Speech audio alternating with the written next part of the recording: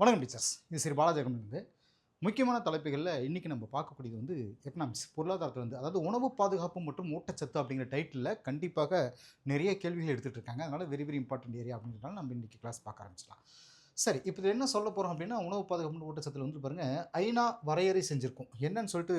அதாவது உணவு பாதுகாப்பு பற்றி என்ன சொல்லியிருக்குன்னா, ஐநா உணவு மற்றும் வேளாண்மை அமைப்பு, அதாவது உணவு பாதுகாப்பு பற்றி எப்படி வரையறை செய்யுதுன்னா, எல்லா மக்களும் எல்லா நேரங்கள்லையும் போதுமான அளவுக்கு, அதாவது பாதுகாப்பான, சரிங்களா, மற்றும் சத்தான உணவுக்கான ஒரு உடல், அதே மாதிரி சமூக மற்றும் பொருளாதார அணுகுமுறையை அவங்க கொண்டு இருக்கும்போது, சரிங்களா, இந்த ஒரு வார்த்தை மைண்டில் வச்சுக்கோங்க, அவங்களுடைய உணவு தேவைகளையும் சுறுசுறுப்பான மற்றும் அந்த ஆரோக்கியமான வாழ்க்கைக்கான உணவு விருப்பங்களையும் பூர்த்தி செய்கிறதுல உணவு பாதுகாப்பு இருக்குது அப்படின்னு ஒரு வரையறை சொல்லுது.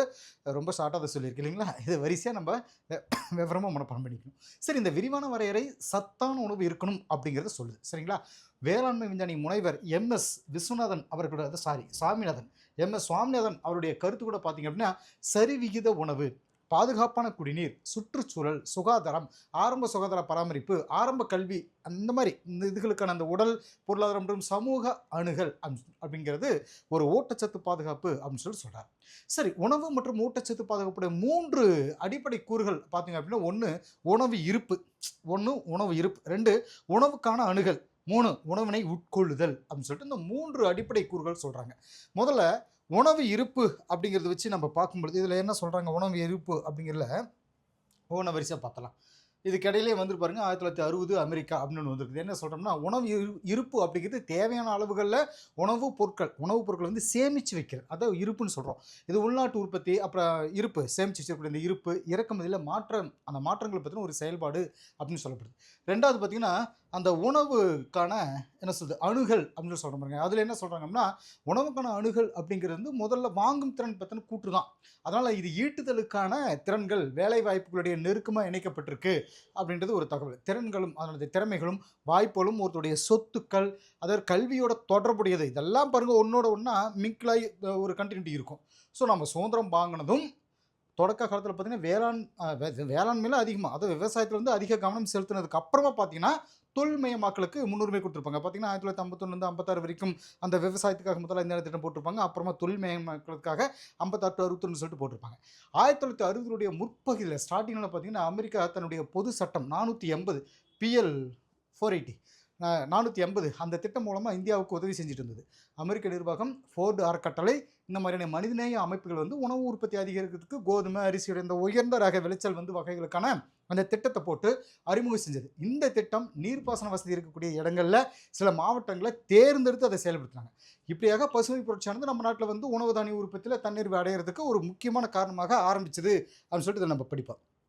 சரி, இது பாருங்கள், அமெரிக்க நிர்வாகம், ஃபோர்டு கட்டளை, அது அறக்கட்டளை, அதே மாதிரி பாருங்கள் பசுமை புரட்சி, இதெல்லாம் ரைட். இப்போ என்னன்னா 1950 முற்பகுதியில் பார்த்தீங்கன்னா, அந்த உணவு தானியங்களுடைய உற்பத்தி பரப்பளவு பார்த்தீங்கன்னா 98 மில்லியன் ஹெக்டேர், 98 மில்லியன் ஹெக்டேர்களுக்கும் அதிகமாக இருந்துச்சு. ஆனால் நாடு 54 மில்லியன் டன் உணவு தானியங்கள் மட்டுமே உற்பத்தி செஞ்சுட்டு இருந்துச்சு. உணவு நிலையை சீர் செய்கிறதுக்காக ஏறத்தாழ 65 வருஷம் ஆயிடுச்சு, 65 ஆண்டுகள் ஆனதுன்னு சொல்லுவாங்க. அதுக்கப்புறம் உணவு தானிய சாகுபடியோட பரப்பளவு 122 மில்லியன் ஹெக்டேராக வளர்ந்து உற்பத்தியை பார்த்திங்கன்னா 5 மடங்காக அதிகரிச்சது. உணவு தானிய உற்பத்தியில் இந்த வளர்ச்சியானது பார்த்திங்கன்னா HYV திட்டத்தால் சாத்தியமானதுன்னு சொல்லுவாங்க. மேலும் பார்த்திங்கன்னா, இந்த திட்டம் மூலமாக மானிய விலையில் ரசாயன உரங்கள் கிடைச்சிது. அது மட்டும் இல்லாமல் அதிக விளைச்சல் தரக்கூடிய நெல், கோதுமை வகைகள். ஏன்னா கோதுமைங்கிறது அந்த சைடில் என்ன சொல்கிறது, வடக்கு சைடில் கோதுமை அதிகமாக சாப்பிடுவாங்க. நம்ம தென்பகுதியில் பார்த்திங்கன்னா அரிசி அதிகமாக சாப்பிடுவோம். ஸோ அரிசி இதெல்லாம் பிறந்தான உணவாக இருக்கும், சரிங்களா. கூட்டுறவு வங்கிகள் பார்த்திங்கன்னா அவங்க இதெல்லாம் எப்படி செயல்படுத்துகிறாங்க அப்படின்னா, கூட்டுறவு சங்கங்கள் மூலமாக விவசாயிகளுக்கு மலிவான அந்த உரங்கள் அதெல்லாம் கடன் கொடுத்துச்சுன்னு சொல்லுவாங்க. இந்திய உணவு கழகம், food corporation of India, FCI அப்படின்னு சொல்கிறது, பயிர்களுக்கு குறைந்தபட்ச விலை, மினிமம் சப்போர்ட் ப்ரைஸ், சரிங்களா. FCI மினிமம், அதாவது என்ன சொல் மினிமம் குறைந்த அளவுக்கு, அதாவது குறைந்தபட்ச ஆதரவு விலை அப்படின்னு சொல்லக்கூடியது மினிமம் சப்போர்ட் ப்ரைஸ்ன்னு சொல்லுவாங்க. பருவகாலத்தோட தொடக்கத்தில் பார்த்திங்கன்னா அறிமுகம் செஞ்சு அறுவடை செஞ்ச அந்த தானியங்களை இந்திய உணவு கழகம் மூலமாக அரசு கொள்முதல் செஞ்சது. இந்திய உணவு கழகம் மிகப்பெரிய சேமிப்பு கிடங்க அமைச்சு அறுவடை காலத்தில் உணவு தானியங்களை இருப்பில் வச்சதுக்கு வருஷம் பூராவும் கொடுக்குது. வருஷம் பூரா அதுக்கு தகுந்த மாதிரி கொடுத்துட்டு இருந்தது. சுதந்திரத்துக்கும் 2000 வருஷம் அந்த ஆண்டு இருக்குது பாருங்கள், அந்த இதுக்கும் பார்த்திங்கன்னா கிட்டத்தட்ட பார்த்திங்கன்னா 53 வருஷம் பக்கம் அந்த இடைப்பட்ட காலத்தில் நாட்டில் பால் உற்பத்தி 8 மடங்கு ஆச்சு. முட்டை உற்பத்தியில் பார்த்தீங்கன்னா 40 மடங்கு, அதே மாதிரி மீன் உற்பத்தியில் 13 மடங்கு அதிகரிச்சது. சரிங்களா? இருந்தாலும் இந்தியா பருப்பு வகைகள்லையும் எண்ணெய் வித்துக்களுடைய அந்த உற்பத்தியிலும் தன்னிறைவு அடையலை. அதனால் இன்றைக்கி வரைக்கும் பார்த்தீங்க அப்படின்னா நம்ம என்ன சொல்கிறது, கீழே அங்கே போய் தான் நம்ம வாங்கிட்டு இருக்கோம். இது இறக்குமதி தான் செஞ்சுட்டு இருக்கோம். இதனுடைய மக்கள் தேவைகளை பூர்த்தி செய்யறதுக்கு இறக்குமதி தான் நம்பிட்டு இருக்க வேண்டிய ஒரு சூழ்நிலை இருக்குது. இப்போது குறைந்தபட்ச ஆதரவு விலை, இது மினிமம் சப்போர்ட் ப்ரைஸ் அப்படின்னா என்னென்னு பார்க்கலாம். குறைந்தபட்ச ஆதரவு விலை மினிமம் சப்போர்ட் ப்ரைஸ் அப்படிங்கிறது என்ன அப்படின்னு சொல்லி நம்ம பார்ப்போம். இதில் என்ன சொல்கிறாங்க அப்படின்னா, குறைந்தபட்ச ஆதரவு விலை அப்படிங்கிறது அந்த பயிருடைய சாகுபடியில் பல செலவுகளை கருத்தில் மனசில் வச்சுக்கிட்டு ஒரு குறிப்பிட்ட ஒரு பயிருக்கு ஒரு விலை அப்படின்னு சொல்லிட்டு அந்த நிபுணர் குழுவால் நிர்ணயிக்கப்படுறதுன்னு சொல்லப்படுது. குறைந்தபட்ச ஆதரவு விலை அறிவித்ததுக்கு அப்புறம் பார்த்திங்கன்னா இந்த பயிர்கள் பரவலாக பயிரிடப்படுற அந்த இடங்களில் அரசு கொள்முதல் மையங்களை சொல்கிறது திறந்து வச்சிருந்தது. இருந்தாலும் அந்த விவசாயிகள் தங்களுடைய பயிர் விளைபொருட்களுக்கு நல்ல விலை கிடைச்சா திறந்தவெளி சந்தையில் வந்துட்டு போய் விற்க முடியும். மறுபக்கம் திறந்தவெளி சந்தையில் விலை குறைந்தபட்ச ஆதரவு விலையை விட கம்மியாக இருந்துச்சுன்னு வச்சுக்கோங்களேன், விவசாயம் என்ன பண்ணுவாங்க, தங்களுடைய விளைபொருட்களை வந்துட்டு குறைந்தபட்ச விலைக்கே விற்கிறது மூலமாக உறுதிப்படுத்தப்பட்ட விலை எம்எஸ்பி அப்படின்னு சொல்லுவாங்க. ஸோ கிடைக்கும். சரி, இப்போ அடுத்ததில் பொது வழங்கல் முறை அப்படின்னு சொல்லிட்டு ஒரு விஷயம் இருக்குது. பொது வழங்கல் முறைனா பப்ளிக் டிஸ்ட்ரிபியூஷன் சிஸ்டம் அப்படின்னு சொல்கிறது. தமிழ்நாடு உலகளாவிய பொது வழங்கல் முறை, அதாவது யூனிவர்சல் பிடிஎஸ் அப்படின்ற விஷயத்தை ஏற்றுச்சு. ஆனால் இந்தியாவில் இருக்கக்கூடிய மற்ற மாநிலங்களில் இலக்கு பொது வழங்கல் முறை, அதாவது டார்கெட்டட் பிடிஎஸ் செயல்பாட்டில் இருந்துச்சு. சரிங்களா? இப்போது உலகளாவிய பொது வழங்கல் முறை கீழே குடும்ப உணவுப் பொருள் வழங்கல் முறையின் கீழே என்ன சொல்கிறது, குடும்ப உணவுப் பொருள் வழங்கல் அட்டை இருக்கிறவங்க எல்லாருமே பொது வழங்கல் முறை மூலமாக உணவுப் பொருட்கள் வழங்கப்படுது அப்படின்னு ஒரு தகவல் சொல்லப்படுது. தேசிய உணவு பாதுகாப்பு சட்டம், நேஷனல் ஃபுட் செக்யூரிட்டி ஆக்ட்னு சொல்லக்கூடியது இந்திய நாடாளுமன்றத்தில் 2013 நிறைவேற்றினாங்க. இந்த சட்டம் பார்த்திங்கன்னா 50% நகர்ப்புற குடும்பங்களையும் 75% கிராமப்புற குடும்பங்களையும் கொண்டது அப்படின்னு சொல்லுவாங்க. இந்த குடும்பங்கள் ஒரு குறிப்பிட்ட அளவுகளோட அடிப்படையில் அடையாளம் காணப்பட்டு முன்னுரிமை குடும்பங்கள், அதாவது பிரியாரிட்டி ஹவுஸ் ஹோல்ட்ஸ் அப்படின்னு சொல்லப்படுது, அவங்களுக்கு கொடுத்துருந்தாங்க. தமிழ்நாட்டில் தேசிய உணவு பாதுகாப்பு சட்டம் அப்படின்றது ஒரு எந்த அளவுக்கு நமக்கு சாத்தியமாச்சு அப்படின்னு சொல்லிட்டு பார்த்தீங்கன்னா, தமிழ்நாட்டில் அப்புறம் அதை ஆரம்பித்து அடுத்து 3 வருஷம் கழிச்சு 2016 தான், அதாவது இந்தியாவில் தேசிய உணவு பாதுகாப்பு சட்டம் ஆரம்பித்து 3 வருஷத்துக்கு அப்புறம் இந்த சட்டம் தமிழ்நாட்டில் நவம்பர் 1, 2016 ஆரம்பித்தாங்க. நவம்பர் 1, 2016 உணவு பாதுகாப்பில் நுகர்வோருடைய அந்த முக்கியமான பங்கு அப்படின்னு சொல்லிட்டு பார்க்கலாம். என்ன அப்படின்னா, இந்தியாவில் பொதுவாக மக்களுக்கு கம்மியான விலையில் தரமான பொருட்கள் கொடுக்குறதுல நுகர்வோர் கூட்டுறவுக்கு முக்கிய பங்கு இருக்குது அப்படின்னு சொல்லலாம். இந்தியாவில் 3 அடுக்கு அமைப்புகளில் நுகர்வோர் கூட்டுறவு சங்கங்கள் இருக்குது. 1 முதன்மை நுகர்வோர் கூட்டுறவு சங்கங்கள், 2 மத்திய நுகர்வோர் கூட்டுறவு கடைகள் சொல்கிறது, 3வது மாநில அளவிலான நுகர்வோர் கூட்டமைப்புகள் சொல்கிறது. சரி, கிராமப்புறங்களில் நுகர்வோர் பொருட்களை வாங்குறதுல 50,000க்கும் மேற்பட்ட கிராம அளவிலான சங்கங்கள் இருக்குது. இந்தியாவில் உணவு பாதுகாப்பு இந்த திட்டம் முக்கியமான பங்கு இருக்குன்னு சொல்லலாம். உதாரணத்துக்கு தமிழ்நாட்டில் இருக்கக்கூடிய அந்த எல்லா நியாய விலை கடைகளும் பார்த்திங்கன்னா சுமார் 94% பார்த்திங்க அப்படின்னா கூட்டுறவு நிறுவனங்களால் நடத்தப்படுன்னு சொல்லப்படுது. சரி, இப்போ இது ஒரு விஷயம் நமக்கு கொண்டு போனாலும் அடுத்து சேமிப்பு கிடங்கு அப்படின்ற ஒரு விஷயத்தை நம்ம பார்க்கலாம். சேமிப்பு கிடங்கு, அதாவது உபரி உற்பத்தி இருக்கக்கூடிய மாநிலங்களில் விவசாயிகள்கிட்ட இருந்து கோதுமை அரிசிகளை இந்திய உணவு கழகத்தோட எஃப்சி ஃபுட் கார்ப்பரேஷன் இந்தியா அதன் மூலமாக வாங்குது. அதாவது இப்போ ஒரு பக்கம் அரிசி அதிகமாக ஒரு மாநிலத்தில் அதிகமாக விளைவிக்கிறாங்கன்னா அந்த மாநிலத்துக்கு தேவையான அரிசி போக மீதி உபரியாக இருக்குது பாருங்கள், அதை வந்து சேமித்து வைக்கணும் இல்லையா? ஸோ நம்ம இந்தியாவுடைய அந்த உணவு கழகம் வந்து என்ன அது மூலமாக வாங்கிக்கிடுது, விவசாயிகளுக்கு அவங்களுடைய பயிர்களுக்கு முன்னாடியே அறிவித்த விலையை கொடுத்துருது.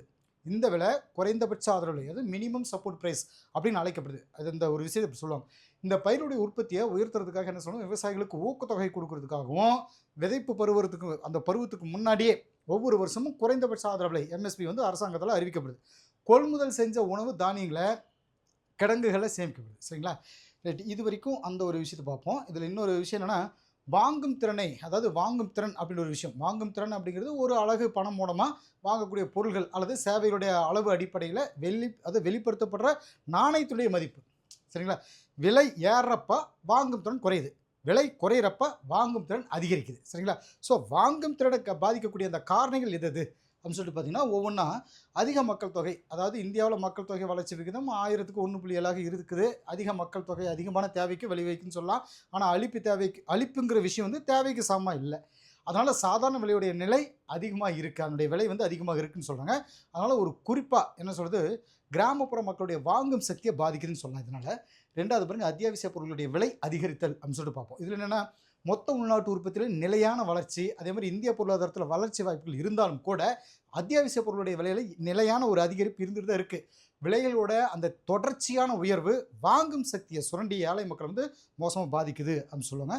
பொருள்களுக்கான தேவை, அதாவது பொருளுக்கான தேவை அப்படிங்கிற அதிகரிக்கிறப்ப பார்த்திங்கன்னா, அந்த தேவை அதிகரிக்கிறப்ப பொருளுடைய அந்த விலையும் அதிகரிக்குது. அதனால் வாங்கக்கூடிய அந்த சக்தியை பாதிக்கப்படுதுன்னு சொல்லுவோம். 3வது பாருங்கள், அடுத்து பொருள்களின் விலை நாணய மதிப்பை பாதிக்குது அப்படின்னு சொல்லலாம். அதாவது விலை அதிகரிக்கிறப்போ பார்த்தீங்கன்னா, விலை வந்துட்டு அதிகமாகிட்டே இருக்கிறப்போ பார்த்தீங்கன்னா, வாங்குற திறன் குறைஞ்சி கடைசியாக நாணயத்தினுடைய இந்த மதிப்பு குறையுது. 5வது பாருங்க, பொருள்களின் உற்பத்தி மற்றும் அளிப்பு அப்படிங்கிறத பார்த்தீங்கன்னா, பொருளுடைய அந்த உற்பத்தி மற்றும் அளிப்பு குறையிறப்போ பொருளுடைய விலை அதிகரிக்குது. அதனால் வாங்கும் திறன் பாதிக்குது அப்படின்னு சொன்னாங்க. அடுத்தது பாருங்க, இதிலே வருமம் மற்றும் சமத்துவம் உண்மைக்கு முன்னாடியே பார்த்தீங்கன்னா, வாங்கும் சக்தி சமநிலை, அதாவது பர்ச்சேசிங் பவர் பாரிட்டி அப்படின்னு சொல்லுவாங்க. வாங்கும் சக்தி சமநிலை பிபிபி ட்ரிபிள் பி போடுறது. இதில் வந்து பாருங்க, இந்த இது அப்படின்னா என்ன அப்படின்னு பார்த்தீங்கன்னா, வாங்கக்கூடிய அந்த வாங்கும் சக்தி தொடர்பான ஒரு கருத்து அப்படின்னு சொல்லப்படுது. இது ஒரு பொருளாதார கோட்பாடுங்க. இதில் ஒரு ஒரு விஷயத்தை தனியாக மெனு நினைப்பாங்க. ஒரு பொருளுடைய விலையோடைய சரி செய்ய வேண்டிய அந்த தொகையை மதிப்பிடுது. சரிங்களா? நாடுகளுடைய அந்த வருமான நிலைகள் மற்றும் அதனோட வாழ்க்கை செலவு தொடர்பான மற்ற தொடர்புடைய இந்த பொருளாதார தரவு அல்லது பணவீக்கம், பணமாற்றத்துடைய சாத்தியமான விகிதங்களை ஒப்பிடுறதுக்கு வாங்கும் சக்தி சமநிலையை பயன்படுத்தலாம் அப்படின்னு சொல்லப்படுது. சமீபத்தில் வாங்கும் சக்தி சமநிலை அடிப்படையில் இந்தியா 3வது பெரிய பொருளாதாரமான நாடாக மாறியிருக்கு. சீனா வந்து மிகப்பெரிய பொருளாதாரமாக மாறி அமெரிக்காவை 2வது இடத்துக்கு தள்ளியிருக்கு. சரி, 6வதாக பாருங்க, வறுமை மற்றும் சமத்துவமின்மை. இதில் வந்து என்ன தெரிஞ்சுக்கலாம் அப்படின்னா, இந்திய பொருளாதாரத்தில் ஒரு மிகப்பெரிய ஏற்றத்தாழ்வு இருக்குது. அதாவது 10% இந்தியர்களுக்கு சொந்தமான வருமானம் மற்றும் சொத்துக்களுடைய விகிதம் அதிகரிச்சுட்டே வருது. இது சமுதாயத்தில் பார்த்தீங்கன்னா வறுமை நிலையை அதிகரிச்சுட்டு இருக்கு அப்படின்னு சொல்லிட்டு ஒரு தகவல் சொல்லுங்க. வறுமையாலையும் செல்வத்தோட சமற்ற வழங்குதலாலையும் பொதுவாக வாங்கக்கூடிய திறன் பாதிக்குது அப்படின்றது ஒரு முக்கியமான தகவல். இந்தியாவுடைய வேளாண் கொள்கை அப்படின்னு சொல்லிட்டு பார்த்தோம்னா, வேளாண் பொருளுடைய ஏற்றுமதி அடிப்படையாக இருக்கக்கூடிய புது விவசாய கொள்கை 2018 புது விவசாய கொள்கை வந்து 2018 சென்ட்ரல் கவர்மெண்ட் அறிவிக்கிறாங்க. இந்த கொள்கை மேக்சிமம் பார்த்தீங்கன்னா இயற்கை வேளாண்மை, அதாவது பதப்படுத்தப்பட்ட வேளாண் பொருட்களுக்கு ஏற்றுமதி கட்டுப்பாடுகளை நீக்கலாம் அப்படின்னு அந்த அரசாங்கம் முடிவு செஞ்சிருக்கு. ஒரு நாட்டோட விவசாய கொள்கையானது மேக்சிமம் பார்த்தீங்கன்னா விவசாய உற்பத்தி மற்றும் உற்பத்தி திறனை உயர்த்துறதுக்கும் ஒரு குறிப்பிட்ட கால எல்லைகளுக்குள்ள விவசாயிகளுடைய இந்த வருமான நிலை மற்றும் வாழ்க்கை தரத்தை உயர்த்துறதுக்குமான அந்த அரசாங்கத்தால் வடிவமைக்கப்பட்டதுன்னு சொல்லுவாங்க. இந்த கொள்கை பார்த்தீங்கன்னா விவசாயத்துறையோட எல்லா வட்டங்களையும் விரிவான வளர்ச்சிக்காக வடிவமைக்கப்பட்டதுன்னு சொல்லப்படுது. சரி, இந்தியாவுடைய வேளாண் கொள்கையோட முக்கிய குறிக்கோள்களை பற்றி பார்க்கலாம். முக்கிய குறிக்கோள்கள் அப்படின்னு சொல்லிட்டு வரிசையில் நம்ம கொடுத்துருக்கோம். ஒன்று பார்த்தீங்கன்னா வேளாண் உற்பத்தி திறனை உயர்த்துறது. அதாவது இந்தியாவுடைய வேளாண் கொள்கையோட முக்கியமான நோக்கம்னு எடுத்துக்கிட்டோம் அப்படின்னா, வீரிய ரக விதைகள், அந்த உரங்கள், ஏன்னா விவசாயத்துக்கு தான் தேவைப்படுது, பூச்சிகளை கொள்ளக்கூடிய அந்த பூச்சிக்கொல்லிகள், நீர்ப்பாசனம், இந்த மாதிரியான திட்டங்கள் மூலமாக உற்பத்தி திறனை மேம்படுத்துறது அப்படின்னு சொல்லலாம். 2வது பாருங்கள், ஒரு ஹெக்டருக்கு மதிப்பு கூட்டப்பட்டவை அப்படிங்கிறது. அதாவது வேளாண் கொள்கையானது சிறு மற்றும் குறு விவசாயிகள், சின்ன விவசாயிகள் கொஞ்சம் குறு விவசாயிகள் சொல்கிறது, ஒரு ஹெக்டருக்கு மதிப்பு கூட்டப்பட்ட உற்பத்தியை விட அதிக உற்பத்தி திறனை அதிகரிக்குன்னு சொல்லப்படுது. சரிங்களா? 3வது பாருங்கள், ஏழை விவசாயிகள் நலன்களை பாதுகாத்தல். அதாவது ஏழை விவசாயிகளுக்கு அந்த நிறுவன கடன் ஆதரவு விரிவுபடுத்துறது, நில சீர்திருத்தங்களை செய்கிறது, இடைத்தரகர்களை ஒழிக்கிறது அப்படின்னு ஏழை மற்றும் குறு விவசாயிகளுடைய நலனை பாதுகாக்கிறதே இந்த வேளாண் கொள்கை அப்படின்னு சொல்லப்படுது. 4வது பாருங்கள், விவசாயத்துறையை நவீனமயமாக்குதல் அப்படின்ட்டு. அதாவது வேளாண் நடவடிக்கைகளில் நவீன தொழில்நுட்பத்தை அறிமுகப்படுத்தி அதை அறிமுகப்படுத்துறது ஒன்று, உயர் ரக விதைகள் HYV அப்படின்னு சொல்லக்கூடிய அந்த விதைகள், உரங்கள் அப்படின்னு அந்த மேம்பட்ட வேளாண் உத்திகள் வந்து பயன்படுத்துன்னு சொல்லிட்டு இது எல்லாமே இதுக்குள்ளே அடங்கும். 5வது பாருங்கள், சுற்றுச்சூழல் சீர்கேடு. அதாவது இந்தியாவுடைய வேளாண் கொள்கை இந்தியாவுடைய வேளாண்மையோட அடித்தளத்தோட சுற்றுச்சூழல் சீர்கேடு சரி செய்கிற இன்னொரு நோக்கத்தையும் கொண்டது அப்படின்னு சொல்லப்படுது. 6வது பாருங்கள், அதிகாரத்துவ தடைகளை நீக்குதல். அதாவது வேளாண் கூட்டுறவு சங்கங்கள் மற்றும் சுய உதவி நிறுவனங்கள் மேலே அதிகாரத்தில் வந்து இருக்கக்கூடிய அந்த தடைகள் வந்து நீக்கிறதுக்கு இந்த கொள்கை இன்னொரு குறிக்கோள் அமைச்சு இருக்குது அப்படின்னு சொல்லுவாங்க. இதனால் அவங்க சுதந்திரமாக செயல்பட முடியும். இது ஒரு முக்கியமான விஷயம். வறுமையின் பல பரிமாணத்தின் இயல்பு அப்படின்னு சொல்லிட்டு நம்ம ஒரு டைட்டில் பார்ப்போம். வந்து multi dimensional nature of poverty அப்படின்னு சொல்கிறது. பல பரிமாண வறுமை குறியீடு MPI ஆனது பார்த்திங்கன்னா ஐக்கிய நாடுகளுடைய மேம்பாட்டு திட்டம், ஐக்கிய நாடுகளின் மேம்பாட்டு திட்டம், ஐக்கிய நாடுகளின் மேம்பாட்டு திட்டம், ஆக்ஸ்போர்டு, அதாவது ஐக்கிய நாடுகளுடைய மேம்பாட்டு திட்டம், யுனைடெட் நேஷன்ஸ் டெவலப்மெண்ட் ப்ரோக்ராம் சொல்கிறது, மற்றும் ஆக்ஸ்போர்டு வறுமை மற்றும் மனித மேம்பாடு முனைவு, அதாவது Oxford poverty and human development இனிஷியேட்டிவ்னு சொல்கிறது. இந்த அமைப்புகளால் பார்த்திங்கன்னா 2010 இந்த வருஷத்தில் இந்த 2010 இந்த மைண்டில் வச்சுக்கோங்க, ரொம்ப முக்கியமானது.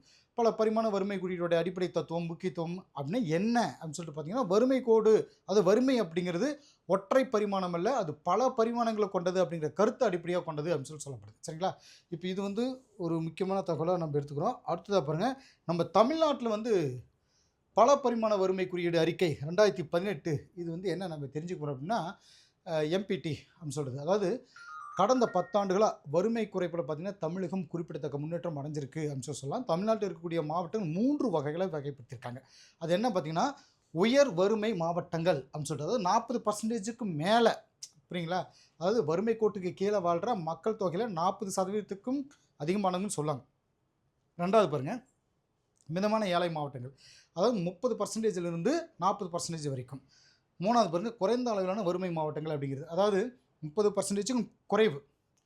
நெக்ஸ்ட் பாருங்கள், முக்கியமான ஒரு இதாக 1994க்கு பிறகு தமிழ்நாட்டினுடைய கிராமப்புறம் மற்றும் நகர்ப்புறங்களில் வறுமை அப்படின்னு சொல்லிட்டு வரிசையாக நம்ம இதில் பார்ப்போம். என்ன அப்படின்னா, தமிழ்நாட்டுடைய கிராமப்புற வறுமை படிப்படியாக குறைஞ்சிட்டு வந்திருக்கு அப்படின்னு சொல்லுவாங்க.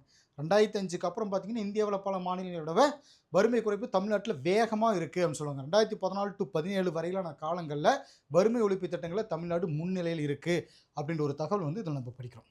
நெக்ஸ்ட் பாருங்கள், ஊட்டச்சத்து மற்றும் சுகாதார நிலை, அதாவது உணவு பாதுகாப்பில் பார்த்தீங்கன்னா ஊட்டச்சத்தும் பாதுகாப்பும் அடங்கும் அப்படிங்கிறது நமக்கு நல்லா தெரிஞ்சு வச்சு தான். நம்ம நாடு உணவு உற்பத்தியில் தன்னிறைவு அடைஞ்சிருந்தாலும் கூட மக்களுடைய ஊட்டச்சத்து நிலையில் முன்னேற்றங்கள் அடையலை. அதுதான் முக்கியமான தகவல். 2015 to 16 பார்த்தீங்கன்னா 27% கிராமப்புற பெண்களும் 16% நகர்ப்புற பெண்களும் வந்துட்டு பார்த்தீங்கன்னா 15 to 49 வயதுக்குட்பட்டவர்கள் சொல்கிறது ஊட்டச்சத்து குறைபாடு உடையவர்கள் அல்லது நீண்டகால ஆற்றல் குறைபாடு உடையவர்கள் அப்படின்னு தேசிய குடும்ப சுகாதார கணக்கெடுப்பு மூலமாக தெரிஞ்சுக்க முடியுது. இந்தியாவில் கிராமப்புறம் மற்றும் நகர்ப்புற 15 to 40 வயசுக்குள்ளே இருக்கிற அந்த குழுவில் பாதிக்கும் மேற்பட்ட பெண்கள் ரத்த சோகைக்கு ஆளாகியிருக்கின்ற ஒரு தகவல் நம்ம தெரிஞ்சுக்க முடியுது. தமிழ்நாட்டில் செயல்படக்கூடிய முக்கியமான சில திட்டங்கள், அதாவது தமிழ்நாட்டில் ஊட்டச்சத்து மற்றும் ஆரோக்கியத்தினுடைய நிலையெல்லாம் பார்த்தீங்கன்னா மனித ஆரோக்கியத்திலும் சரி நல வாழ்விலும் சரி ஊட்டச்சத்து முக்கியமான பங்கு வகிக்குன்னு சொல்லலாம். ரத்த சோகை, நுண்ணூட்டச்சத்து குறைபாடுகளில் பாதிக்கப்படுறாங்க.